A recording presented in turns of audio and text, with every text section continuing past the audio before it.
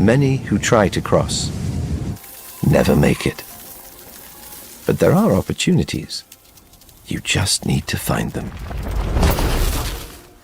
After 5 months in suspended animation, without food or water, a Brazilian slider, a normally aquatic turtle, emerges. Something has awakened her. Her acute sense of smell has detected a change in the humidity. Her only hope of survival is water. But to reach it, she must attempt the impossible, traveling for days across sun-baked sands. Every moment exposed means hydration lost.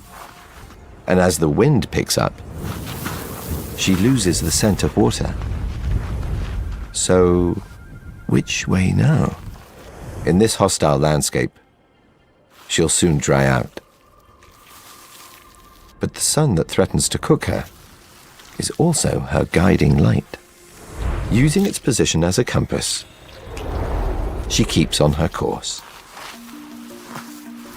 She's almost there, just in time. When the rains arrive, a magical transformation begins. In most dunes, water quickly drains through the sand. Just one last obstacle. Now, it's downhill all the way. Time to do what a slider does best.